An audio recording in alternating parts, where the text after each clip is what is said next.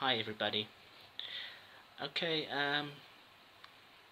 this is a video about how do I know I'm wrong, or how do I know somebody else is right. And for this question I got the hermit inverted. Here's what it looks like.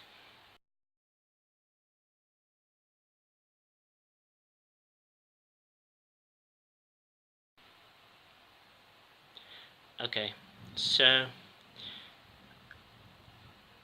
first thing you have to know about the hermit, he's supposed to be a wise person.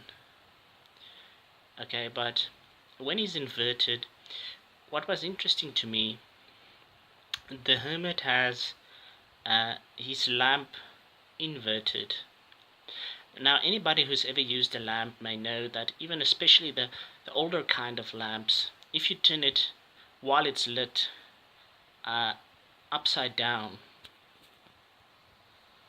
uh, you may find that there's a high possibility the the oil will pour into the flame and it will catch fire.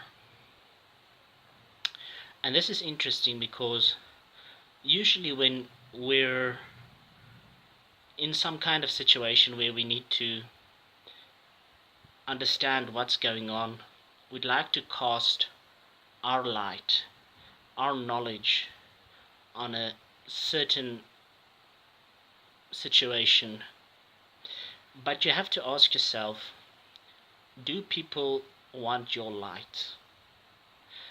Because in the hermit card, although they say the hermit is there supposed to lead other people, he's alone. And it looks like you kind of have to, since it appears he's on a mountain, there's snow, or be somewhere isolated, I think we have to go to the hermit.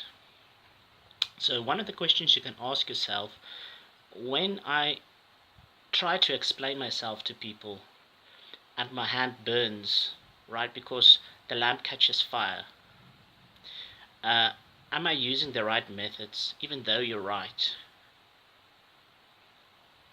So I think one of the ways we can know we're wrong is when we're in a situation and things get more heated instead of better. So maybe it's not so much about who is wrong, but how you handle the situation. And I have tried my hand several times at excuse me, at writing mythology stories, borrowing characters from uh, the Greek gods and so on. And I once wrote a story about Athena's lamp. And the parameters of the story is that Athena comes to the world in disguise. She's disguised as an old woman, but nobody can see that there is a light in her lamp, though it's there. Only she can see it. And when she moves about, the lamp unveils and illuminates hidden things, creatures and mythological creatures that are responsible for the wind and the waves and all the forces of nature, etc. So if you like mythology, you might enjoy this story, but if you don't, it's okay. So the thing is, nobody can. The parameters of the story is Athena doesn't or can't hand the lamp to anybody to be able to see the mysteries of the world. But people can come to her and ask for the lamp. But since and the hermit upright is probably a respected person, but inverted, maybe he's an old smelly fellow that you don't want to have much to do with. And this is kind of the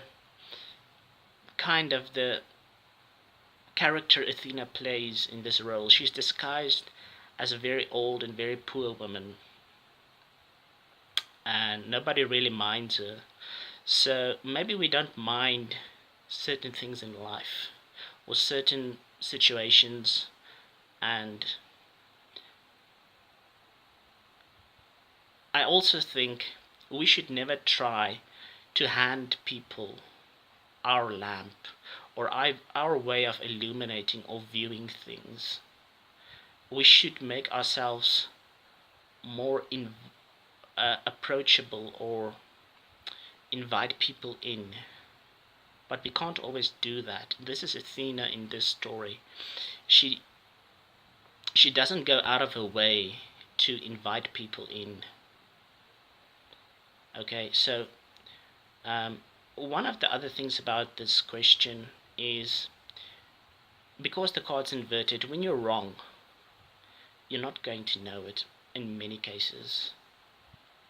So maybe with this philosophy that you're not going to know that you're wrong, maybe you should, or we should, take extra time to figure out whether we actually are wrong, and go to Athena and ask her for a lamp, because she may say, you may think it's a crazy old lady that says, oh, my woman, my lamp has a flame inside, but you can clearly see the lamp's not burning. So maybe we should really ask people for their lamps, and then we can see what they see. And if they're right, they're right. And if they're wrong, they're still wrong. So it's about introspection and knowing that you have to kind of do introspection in every situation where there is some kind of disagreement. So those are a few ideas about how to know whether you are right or wrong. Sometimes it's blatantly obvious who's right or who's wrong, and sometimes it isn't. Okay, so you can leave your comments and questions below. My email address is in the credits. Okay, cheers.